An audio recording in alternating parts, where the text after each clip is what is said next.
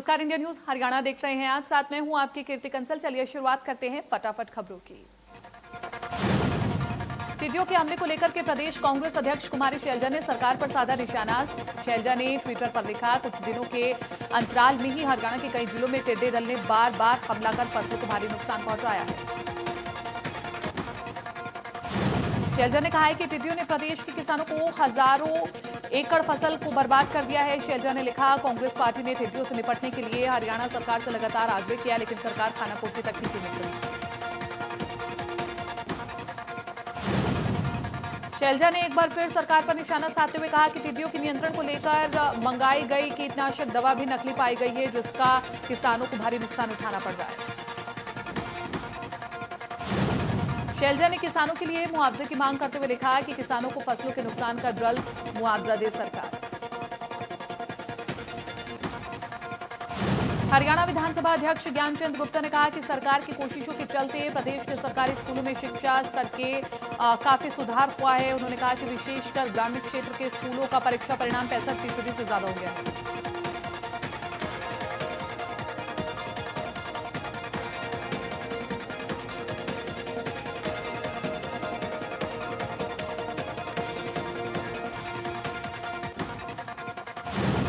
प्रदेश से जुड़े तमाम मुद्दों को लेकर गृह मंत्री अमित शाह ने दुष्यंत चौटाला ने मुलाकात की। हरियाणा के तमाम मुद्दों पर चर्चा की गई। चेयरमैन समेत कई राजनीतिक पदों पर होनी है नियुक्तियां।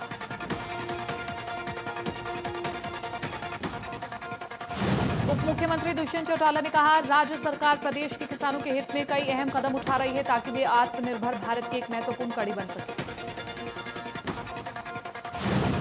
इसके अलावा सरकार राज्य में लवणीय और जलभराव वाली जमीन के सुधार के लिए भी ठोस कदम उठा रही है। उन्होंने बताया कि प्रदेश में लगभग 11 लाख एकड़ भूमि लवणीय और जलभराव की समस्या से प्रभावित है। इस समस्या की गंभीरता को देखते हुए प्रदेश सरकार ने साल 2020 से 21 में इस समस्या से ग्रस्त 1 लाख एकड़ जमीन को सुधारने का लक्ष्य बजट में निर्धारित किया है। इस काम को मिशन मोड में पीपीपी के तहत बढ़ावा दिया जाएगा। बड़ौदा विधानसभा में होने वाले उपचुनाव को लेकर दिग्विजय चौटाला ने कहा कि वो बड़ौदा हल्के से उपचुनाव नहीं लड़ेंगे, लेकिन इस समय प्रदेश में गठबंधन की सरकारें हैं। इस सीट पर गठबंधन की टिकट पर चुनाव लड़ा जाएगा। उन्होंने कहा कि इस सीट पर किसी पार्टी का उम्मीदवार होगा, इसका फैसला दोनों पार्टी के बड़े नेता करेंगे। उन्होंने कहा कि यहां से मजबूती से चुनाव लड़ करके एक बड़ी जीत हासिल करेंगे। कोरोना संकट के बीच सीएम मनोहर लाल ने युवाओं के साथ मंथन किया। कार्यक्रम का आयोजन यूथ फॉर न्यू हरियाणा द्वारा किया गया था। सीएम मनोहर लाल ने युवाओं से वीडियो कॉन्फ्रेंसिंग के जरिए मंथन किया। वेबिनार में राज्य, देश और विदेशों से सभी क्षेत्रों के 400 से अधिक विशेषज्ञों ने भाग लिया, जिसमें चिकित्सा, कानून, उद्योग जैसे क्षेत्रों के साथ साथ शिक्षाविद, किसान और छात्र भी शामिल थे। सीएम मनोहर लाल ने युवाओं से आह्वान किया कि वे कोविड-19 महामारी के कारण अनिश्चितताओं को अपने जीवन में उत्साह और जोश पर हावी न होने दें। सीएम ने कहा कि इस संकट के समय से उभरने के लिए स्थिति को एक अवसर में बदलना होगा और राष्ट्र निर्माण में अपना योगदान देना होगा। सीएम मनोहर लाल ने मंथन के दौरान कहा कि हरियाणा ने कोरोना के खिलाफ अच्छी लड़ाई लड़ी है। हरियाणा के लोग मेहनती हैं। सीएम मनोहर लाल ने कहा कि 2014 में हमने नारा दिया था, हरियाणा एक, हरियाणवी एक, और इसी के तहत बिना भेदभाव के हरियाणा विकास के पटरी पर दौड़ रहा है। सीएम ने भ्रष्टाचार को लेकर के कहा कि हमारी सरकार ने भ्रष्टाचार को दूर कर नौकरियों में पारदर्शिता लाई है। अब पहले की तरह प्रदेश में पर्चे खर्चे का खेल नहीं चलता। रोहतक में नेलो नेता अभय चौटाला ने प्रदेश सरकार पर निशाना साधा। अभय चौटाला ने कहा कि कोरोना को लेकर जो दावे सरकार कर रही है, उसका जवाब विधानसभा में मांगा जाएगा। अभय चौटाला ने कहा कि प्रदेश की अर्थव्यवस्था को पटरी पर लाने को लेकर सरकार को विधानसभा में जवाब देना होगा। उन्होंने मांग की कि सरकार खर्चे को लेकर श्वेत पत्र लाए। सीएम के कांग्रेस को लेकर गंगा जल वाले बयान पर अभय चौटाला ने ऐतराज जताया। उन्होंने कहा कि अगर कोई किसी दलदल में लिप्त है तो क्या गंगा जल के नहाने से उनके सारे पाप धुल जाएंगे।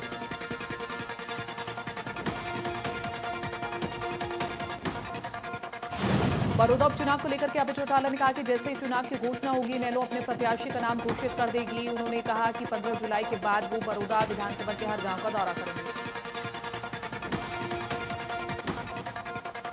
टिड्डी दल को लेकर के बिजली मंत्री चौधरी रणजीत सिंह ने कई गांव का दौरा किया और किसानों से टिड्डी दल के बारे में जानकारी ली। इस दौरान उन्होंने कपास की फसल का गहनता से मुआयना भी किया।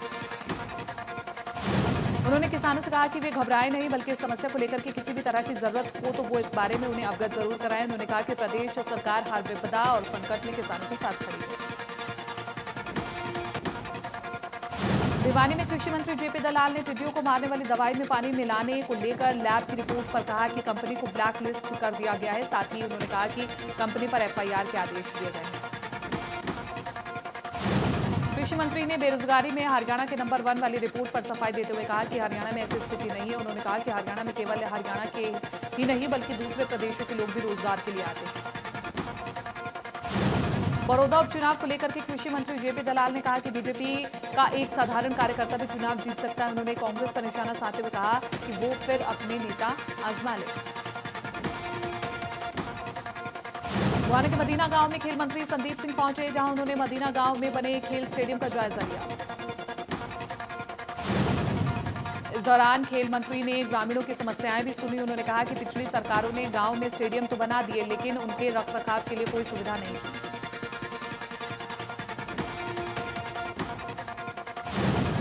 भिवानी हरियाणा विद्यालय शिक्षा बोर्ड ने 40 स्कूलों का 10वीं बोर्ड का परीक्षा का परिणाम रोक लिया है। बता दें कि सभी 40 निजी स्कूल हैं और मामले को लेकर के बोर्ड अध्यक्ष ने इंडियन न्यूज हरियाणा को जानकारी दी। बोर्ड अध्यक्षता ने कहा कि सोनीपत के 12, पलवल के 26 और कैथल के 2 स्कूलों का परीक्षा परिणाम संबद्धता के मामले में रोक दिया गया है। बोर्ड अध्यक्ष के मुताबिक इन स्कूलों को नोटिस जारी कर दिया गया है। बोर्ड अध्यक्ष के मुताबिक नियमों को दरकिनार कर इन स्कूलों को जिला स्तर पर ही शिक्षा विभाग के अधिकारियों ने संबद्धता अप्रूवल दी थी, जिसको लेकर अधिकारियों की भूमिका पर सवाल उठ रहे हैं। चीन की नई सब्जी मंडी में जलभराव से जल्द ही निजात मिलेगी। सब्जी मंडी के पानी निकासी के लिए स्पेशल लाइन बिछाई जाएगी। पानी निकासी के लिए स्पेशल लाइन बिछाने के लिए 58 लाख रुपए की बजट की मंजूरी भी मिल गई है। मार्केटिंग बोर्ड की ओर से स्पेशल लाइन की ओर टेंडर भी लगा दिए गए हैं और 29 जुलाई को टेंडर जारी होंगे। टेंडर जारी होने के 3 महीने के अंदर लाइन का काम पूरा होना होगा। फिलहाल नई अनाज मंडी में हल्की बारिश से जलभराव हो जाता है और बारिश के 3 से 4 दिन तक पूरी मंडी जलमग्न रहती है। जलभराव होने से किसान, आढ़ती और सब्जी लेने आने वाले लोगों को परेशानी झेलनी पड़ती है। पानी निकासी होने से लोगों को राहत मिलेगी। कुरुक्षेत्र के गांव हथीरा में लोगों ने सड़क के किनारे धान लगा प्रशासन के खिलाफ विरोध जताया। लोग सड़क न बनाने को लेकर के प्रशासन के रवैये से परेशान है। लोगों ने कहा कि सड़क किनारे उगी धान से जो रुपए आएंगे उससे सड़क बनाई जाएगी। नाराज लोगों का कहना है कि जो सड़क 10 से ज्यादा गांव को जोड़ती है उस सड़क की हालत किसी खेत से कम नहीं है। इस हालत को देखते हुए गांव के लोगों ने यहां पर धान लगा दिया। लोगों का कहना है कि जब दर्जनों बार प्रशासन और सरकार से आग्रह किया तो कोई सुनवाई नहीं हुई। उनका मकसद सरकार की जमीन पर कब्जा करना नहीं है, लेकिन सरकार सड़क बनाने को लेकर ध्यान दे।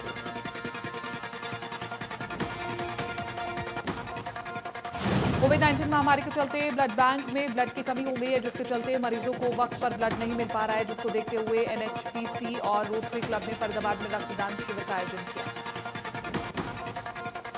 रक्तदान शिविर में 100 से ज्यादा यूनिट ब्लड जुटाया गया। रक्तदान शिविर में युवाओं को ब्लड डोनेट करने के लिए बढ़ चढ़ करके हिस्सा लिया।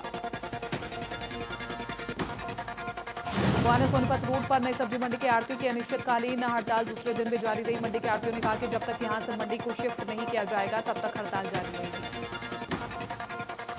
इस दौरान आढ़तियों ने मंडी का गेट बंद कर गेट के बाहर टेंट लगाया और धरने पर बैठ गए। नई सब्जी मंडी आढ़ती एसोसिएशन के अध्यक्ष दीपक मेहता ने कहा कि सब्जी मंडी में अवैध रूप से लक्कड़ मंडी लगती है।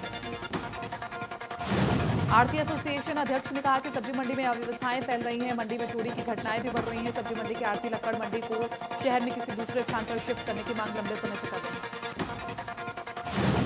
आढ़ती लक्कड़ मंडी को शिफ्ट कराने की मांग को लेकर पिछले 2 दिनों से हड़ताल पर हैं। आढ़तियों ने कहा कि जब तक उनकी मांग पूरी नहीं होगी मंडी को बंद रखे। लंबे समय तक मंडी बंद रहने से सब्जी की कीमतों पर भी असर पड़ सकता है। भिवानी के श्यामगढ़ गांव में दहेज हत्या के मामले को लेकर लड़की के परिजनों ने आरोपियों की गिरफ्तारी की मांग की है। लड़की के परिवार वाले आरोपियों की गिरफ्तारी की मांग को लेकर एसपी से मिलने पहुंचे। कोसली में कनीना रोड पर बने एक ढाबे पर खाना खा रहे दो गुटों में म्यूजिक सिस्टम को लेकर के विवाद हो गया। झगड़े के दौरान मारपीट में एक 32 साल के शख्स की मौत हो गई। पुलिस ने मामला दर्ज कर आरोपियों की तलाश शुरू कर दी है।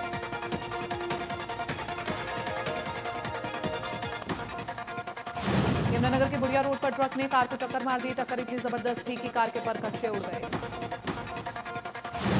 हादसे में कार सवार दो युवकों की मौके पर ही मौत हो गई। बताया जा रहा है कि कार में कांग्रेस नेता का बेटा और उनका भांजा सवार था। दोनों ही किसी काम से जगाधरी आए थे और वापस जाने के दौरान यह हादसा हुआ। हादसे के बाद से ट्रक चालक फरार बताया जा रहा है। पुलिस ने दोनों शवों को कब्जे में लेकर के पोस्टमार्टम करवा करके उनके घर वालों को सौंप दिया है और अज्ञात ट्रक चालक के खिलाफ मामला दर्ज कर जांच शुरू कर दी है। हादसे में पीसीआर के नीचे आने से एक शख्स की मौत हो गई। जींद बाईपास के पास पीसीआर के नीचे आने से गंगन खेड़ी के युवक रविंद्र की मौत हो गई। पूरी घटना पास के लगे सीसीटीवी में कैद हो गई। मृतक के परिजनों ने पुलिस पर हत्या करने का आरोप लगाया है। शव लघु सचिवालय के बाहर रखकर परिजनों ने पुलिसकर्मी को सस्पेंड करने की मांग की। कुरुक्षेत्र में गुरुद्वारा साहिब पातशाही छठी के मैनेजर अमरिंदर सिंह ने कहा कि गुरुद्वारे में कार्यक्रम के आयोजन को लेकर के अफवाह फैलाई जा रही है। उन्होंने कहा कि गुरुद्वारा प्रबंधक कमेटी का ऐसे किसी कार्यक्रम से कोई लेना देना नहीं है। उन्होंने कहा कि ऐसा कोई कार्यक्रम गुरुद्वारे में नहीं रखा गया। उन्होंने सिख संगत से अपील की कि वो अफवाहों से बचे। फैलाई जा रही अफवाहों को लेकर गुरुद्वारा प्रबंधन कमेटी ने ये वीडियो संदेश जारी किया है। करनाल में तेज आंधी और तूफान की वजह से बस स्टैंड पर खड़ी 4 बसों के ऊपर पेड़ गिर गया। तेज तूफान की वजह से कई पेड़ टूटकर सड़क पर गिरे। पेड़ गिरने से बिजली के खंभे भी टूट गए। तूफान की तबाही के चलते क्षेत्र में घंटों तक बिजली गुल रही। क्रेन की मदद से पेड़ों को हटाकर के घंटों बाद बिजली सप्लाई शुरू की गई। रोहतक के भैंसू खुर्द गांव में कर्ज से तंग आकर साल के एक बुजुर्ग ने फंदे से लटक करके आत्महत्या कर ली। परिवार के लोगों ने बुजुर्ग को फंदे से उतारा और मामले की सूचना पुलिस को दी। मौके पर पहुंची पुलिस ने शव का पोस्टमार्टम कराया। पुलिस के मुताबिक एक सुसाइड नोट भी बरामद किया गया है। गांव के लोगों पर आत्महत्या के लिए उकसाने का आरोप है।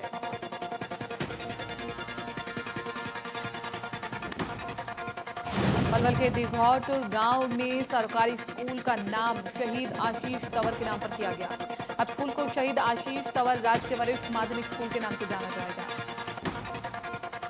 आशीष तंवर वायुसेना में फ्लाइट लेफ्टिनेंट थे। 2 जून 2019 को अरुणाचल प्रदेश के सियांग जिले में भारतीय वायुसेना के AN-32 विमान के हादसे का शिकार होने के चलते तंवर शहीद हो गए। आशीष तंवर ने साहस और वीरता का परिचय देते हुए अपने कर्तव्य को पालन करने में अपने प्राणों का बलिदान दिया। पलवल के बेटे के नाम पर स्कूल का नाम रखने की सिफारिश सरकार से की गई।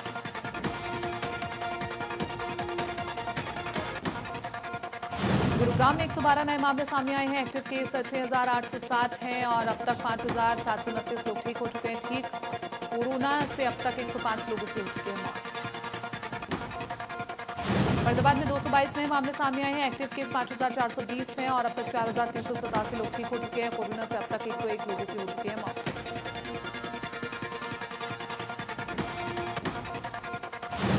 सोनीपत में एक दिन में कोरोना के 55 नए मामले आए सामने। जिले में कोरोना संक्रमित मरीजों का आंकड़ा 2,122 पर पहुंचा। जिले में 691 मरीजों का चल रहा है इलाज। 24 मरीजों की कोरोना से हो चुकी है मौत। रोहतक में 26 नए मामले आए सामने। Active case 925। अब तक 583 लोग हो चुके हैं ठीक। कोरोना से अब तक 12 लोगों की हो चुकी है मौत। भिवानी में 12 नए मामले आए सामने। एक्टिव केस 645 हैं और अब तक 470 लोग हो चुके हैं ठीक। कोरोना से अब तक 4 लोगों की हो चुकी है मौत। करनाल में 25 नए मामले आए सामने। Active case 519। अब तक 354 लोग हो चुके हैं ठीक। कोरोना से अब तक 8 लोगों की हो चुकी है मौत। अंबाला में 12 नए मामले आए सामने। Active case 507। अब तक 398 लोगों की हो चुके हैं ठीक और कोरोना से अब तक 6 लोगों की हो चुके हैं। वहीं कोरोना महामारी के बीच महेंद्रगढ़, चरखी दादरी, जींद और रेवाड़ी में कोरोना के एक भी मरीज सामने नहीं आए हैं। रोहतक जिले में एक दिन में कोरोना के 38 नए मरीज सामने आए। जिले में 961 कुल कोरोना संक्रमित मरीज है। कोरोना से अब तक 15 मरीजों की मौत। हरियाणा हेल्थ मेडिकल एजुकेशन के 2 कर्मचारियों समेत पंचकुला में कोरोना के 4 नए केस मिले। सभी मरीजों को स्वास्थ्य विभाग ने आइसोलेट किया। मरीजों के कांटेक्ट में आने वाले लोगों को ट्रेस किया जा रहा है। पलवल जिले में कोरोना के 30 नए केस मिले। जिले में मरीजों का आंकड़ा हुआ 508। 134 कोरोना मरीजों का चल रहा इलाज। 3 मरीजों की कोरोना से मौत। कैथल जिले में एक महिला समेत कोरोना के 5 नए मरीजों की हुई पुष्टि। 3 जाखौली अड्डा, 1 जरडोला और गुरु तेग बहादुर कॉलोनी से एक कोरोना संक्रमित केस सामने आया। नूंह जिले में पिछले एक दिन में 16 नए केस आए सामने। जिले में कोरोना के कुल 322 केस हो चुके हैं। करीब 85 मरीजों का चल रहा है इलाज। जिले में 10,192 लोगों को सर्विलांस पर रखा गया है, जिनमें से 8,758 लोगों को क्वारंटाइन टाइम उनका पूरा हो चुका है। अब तक 9,181 लोगों के सैंपल भी लैब में भेजे जा चुके हैं, जिनमें से 8,740 की नेगेटिव रिपोर्ट मिली है। प्रदेश में कोरोना के 658 नए केस आए सामने। कुल 21,240 कोरोना संक्रमित केस। 4,956 कोरोना मरीजों का चल रहा है इलाज। कोरोना से प्रदेश में अब तक 301 लोगों की हो चुकी है मौत। उत्तर प्रदेश में कोरोना के 36,476 संक्रमित केस। 12,208 कोरोना मरीजों का चल रहा है इलाज। कोरोना से 934 मरीजों की हो चुकी है मौत। गुजरात में 41,906 कुल कोरोना संक्रमित केस। 10,662 कोरोना मरीजों का चल रहा है इलाज। 2,046 लोगों की हो चुकी है मौत। दिल्ली में कोरोना के 1,12,494 संक्रमित मरीज। 19,155 कोरोना मरीजों का चल रहा है इलाज। 3,371 कोरोना मरीजों की हो चुकी है मौत। महाराष्ट्र में कोरोना के 2,54,427 कोरोना संक्रमित केस। 1,03,516 मरीजों का चल रहा है इलाज। 10,289 कोरोना मरीजों की हो चुकी है मौत।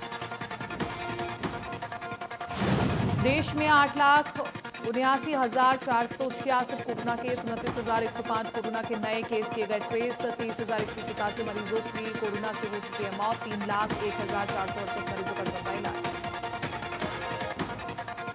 ब्राजील में कोरोना के 18,66,176 संक्रमित केस। 12,151 मरीजों की कोरोना से मौत और 5,80,512 मरीजों का चल रहा है इलाज।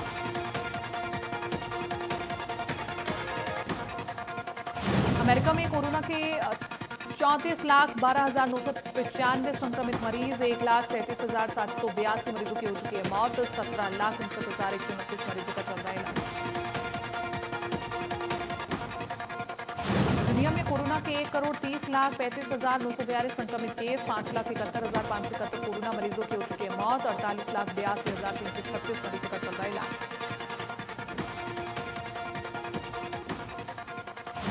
हरियाणा के पड़ोसी राज्य राजस्थान में सियासी उठापटक तेज हुई। सीएम डिप्टी के विवाद में गहलोत सरकार की कुर्सी खतरे में आ गई है। डिप्टी सीएम सचिन पायलट ने सरकार के अल्पमत में खोने की घोषणा की है।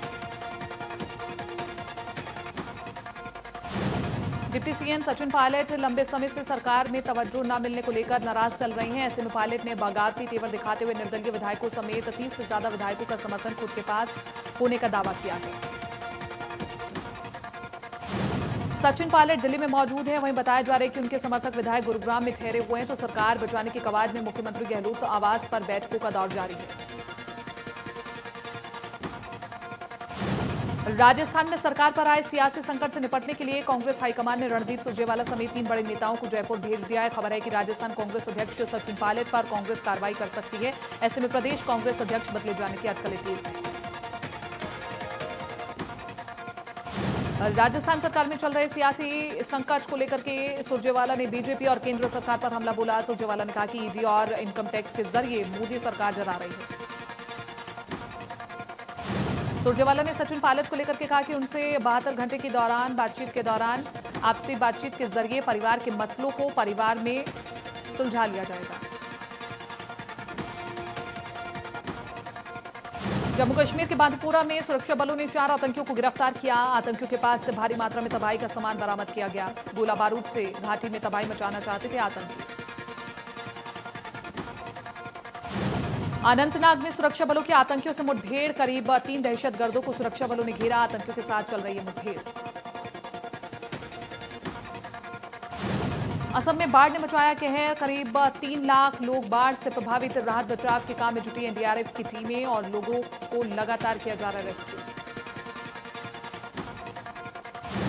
सावन महीने का दूसरा सोमवार आज कोरोना संकट के चलते मंदिर में नहीं उमड़ी श्रद्धालुओं की भीड़। सोशल डिस्टेंसिंग के साथ मंदिरों में किया गया शिवलिंग का महाअभिषेक।